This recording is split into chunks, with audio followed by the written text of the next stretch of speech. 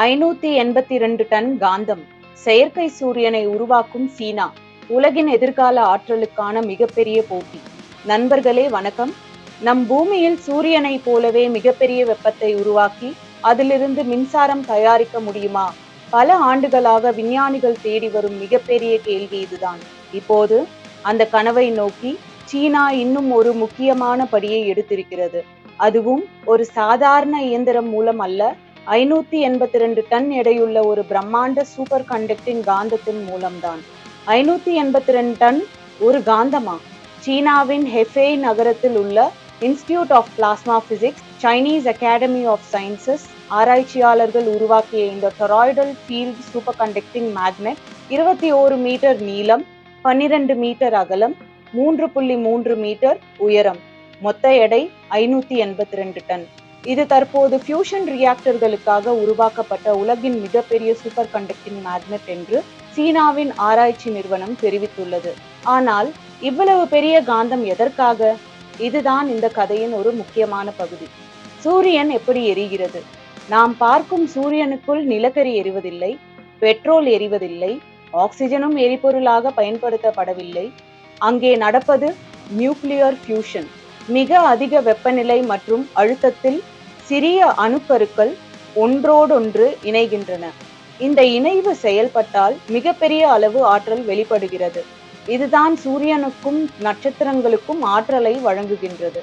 விஞ்ஞானிகளின் கனவு என்னவென்றால், சூரியனில் நடக்கும் இந்த இயற்பியல் செயல்முறையை பூமியிலும் கட்டுப்படுத்த முடியுமா என்பதுதான். பூமியில் ஒரு சிறிய சூரியனா?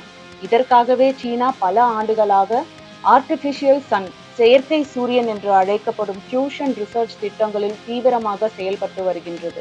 சீனாவின் ஈஸ்ட் எனப்படும் எக்ஸ்பெரிமெண்டல் அட்வான்ஸ் சூப்பர் கண்டக்டிங் டோகாமாக் ஏற்கனவே மிக அதிக வெப்பநிலையிலான பிளாஸ்மாவை நீண்ட நேரம் கட்டுப்படுத்துவதில் சாதனை படைத்துள்ளது. 2025 ஜனவரியில் ஈஸ்ட் சுமார் 1066 வினாடிகள், அதாவது 17 நிமிடங்களுக்கும் மேலாக ஹை கன்ஃபைன்மெண்ட் பிளாஸ்மா ஆபரேஷனை நிலைநிறுத்தியது. இதற்கு முன்பு இருந்த சாதனை 403 வினாடிகள். அதாவது ஒரு சிறிய செயற்கை சூரியனை உருவாக்குவது மட்டும் இலக்கல்ல, அதை நீண்ட நேரம் கட்டுப்படுத்துவதுதான் உண்மையான சவால். இங்கேதான் 582 டன் காந்தம் வருகின்றது. ஃபியூஷன் ரியாக்டரின் உள்ளே பிளாஸ்மா 100 மில்லியன் டிகிரி செல்சியஸை தாண்டும் அளவிற்கு சூடாக இருக்கலாம். அவ்வளவு வெப்பமான பிளாஸ்மா, இது ஒரு சாதாரண உலோக சுவரை தொட்டால் என்ன ஆகும்? அந்த ரியாக்டர் சுவரே கடுமையாக பாதிக்கப்படும். அதனால் அதை சுவரில் மோதாமல் தடுக்க ஒரு வட்ட வடிவ பாதையில் காந்த புலத்தின் உதவியுடன் கட்டுப்படுத்த வேண்டும். இதற்காக தான் இந்த மிகப்பெரிய சூப்பர் கண்டக்டிங் மேக்னெட். அதன் மேக்னெட்டிக் ஃபீல்ட் மிக அதிக வெப்பநிலையில் இருக்கும் பிளாஸ்மாவை ரியாக்டர் சுவரிலிருந்து விலக்கி வைத்திருக்க உதவுகிறது.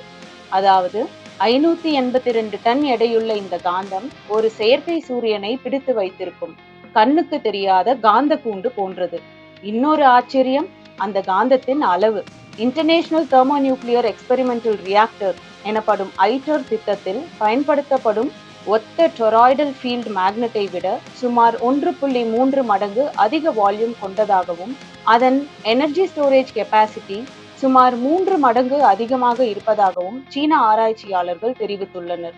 மேலும் இதில் பயன்படுத்தப்பட்ட முக்கியமான super conducting materials, steel, insulation மற்றும் மேனுஃபேக்சரிங் டெக்னாலஜிஸ் ஆகியவற்றின் கோர் டெக்னாலஜியை சீனா உள்நாட்டிலேயே உருவாக்கியதாக தெரிவிக்கப்பட்டுள்ளது. இதுதான் சீனாவுக்கு இன்னொரு முக்கிய பலம்.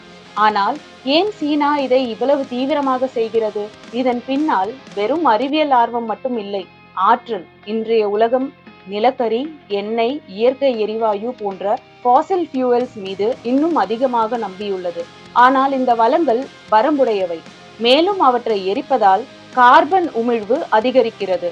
இதற்கு மாற்றாக ஃபியூஷன் எனர்ஜி ஒரு நாள் கமர்ஷியல் ஸ்கேலில் வெற்றிகரமாக செயல்பட்டால் மிகப்பெரிய அளவில் குறைந்த கார்பன் எலக்ட்ரிசிட்டி உருவாக்குவதற்கான வாய்ப்பு கிடைக்கலாம். அதனால்தான் உலகின் பல நாடுகளும் ஃபியூஷன் டெக்னாலஜியில் முதலீடு செய்து வருகின்றன. கடல் நீரில் இருக்கும் ஒரு சிறிய ரகசியம்.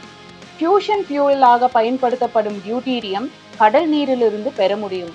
மேலும் டியூட்டீரியம், ட்ரிட்டியம் ஃபியூஷனுக்கு தேவையான ட்ரிட்டியமை ரியாக்டரில் லித்தியம் மூலம் எதிர்காலத்தில் உருவாக்கும் வழிகளும் ஆராயப்பட்டு வருகின்றன. இதனால் ஃபியூஷன் எனர்ஜி வெற்றிகரமாக கமர்ஷியல் ஸ்கேலுக்கு வந்தால் எரிபொருள் வளத்தை பற்றிய உலகத்தின் கணக்கு முறையே மாறக்கூடும். ஆனால் இதில் ஒரு முக்கியமான விஷயத்தை மறந்துவிடக் கூடாது. ஃபியூஷன் இன்னும் கமர்ஷியல் எலக்ட்ரிசிட்டி டெக்னாலஜி ஆகிவிடவில்லை. இன்றும் நாம் ஃபியூஷன் ரியாக்டரை பிளக் செய்து நகரங்களுக்கு மின்சாரம் வழங்கும் நிலைக்கு வந்துவிட்டோம் என்று அர்த்தமில்லை. இன்னும் plasma stability, materials, continuous operation, fuel cycle, energy efficiency மற்றும் ரியாக்டர் இன்ஜினியரிங் போல பல சவால்கள் இருக்கின்றன. அப்படியானால் இந்த 582 டன் காந்தம் எதை நிரூபிக்கின்றது? ஒரே ஒரு விஷயத்தை தான். ஃபியூஷன் என்பது இனி வெறும் கனவு மட்டுமல்ல, அதை இன்ஜினியரிங் ரியாலிட்டியாக மாற்றுவதற்கான போராட்டம் தீவிரமாகி வருகின்றது. சீனா அதன் சூப்பர் கண்டக்டிங் மேக்னட் டெக்னாலஜியை தொடர்ந்து முன்னேற்றி வருகிறது. அமெரிக்கா, ஐரோப்பா, ஜப்பான், தென்கொரியா, இந்தியா உட்பட உலகின் பல நாடுகளும் ஃபியூஷன் ரிசர்ச்சில் பணியாற்றுகின்றன. இதனால் இது ஒரு நாட்டின் போட்டி மட்டுமல்ல, மனித குலத்தின் எதிர்கால ஆற்றலுக்கான போட்டி. உண்மையான போட்டி எங்கே இருக்கிறது? இன்று உலக அரசியலை மாற்றுவது எண்ணெய் வளம், இயற்கை எரிவாயு, நிலக்கரி, லித்தியம், எனர்ஜி சப்ளை செயின்ஸ். ஆனால் நாளை ஒருவேளை ஃபியூஷன் எனர்ஜி, கமர்ஷியல் ஃபியூஷன் டெக்னாலஜியை முதலில் பாதுகாப்பாக, நம்பகமாக, தொடர்ச்சியாக, குறைந்த செலவில் மின்சாரம் தயாரிக்கும் அளவுக்கு கொண்டு வரும் நாடு உலகின் எனர்ஜி லேண்ட்ஸ்கேப்பை மாற்றக்கூடும். அதனால்தான் சீனா தனது ஆர்டிபிஷியல் சன் திட்டத்தை வெறும் அறிவியல் திட்டமாக மட்டும் பார்க்கவில்லை.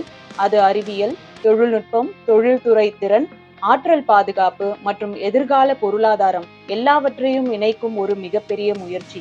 ஒரு நாள் இன்றைய குழந்தைகள் பெரியவர்களாகி மின்சாரம் எங்கிருந்து வருகிறது என்று கேட்டால் அதற்கான பதில் நிலக்கரி மின் நிலையமாக இல்லாமல் ஒரு நாள் சூரியனை போல் அணுக்கரு இணைவு நடைபெறும் ரியாக்டரிலிருந்து என்று இருக்கலாம். அந்த நாளை நோக்கி ஒரு 582 டன் காந்தம் ஒரு மிகப்பெரிய அறிவியல் கதையின் அடுத்த அத்தியாயத்தை எழுத தொடங்கியுள்ளது. ஆனால் அந்த கதை வெற்றியாகுமா? ஃபியூஷன் உண்மையில் உலகின் மின்சாரத்தை மாற்றுமா? அல்லது இது இன்னும் பல ஆண்டுகள் நீளும் அறிவியல் கனவாகவே இருக்குமா?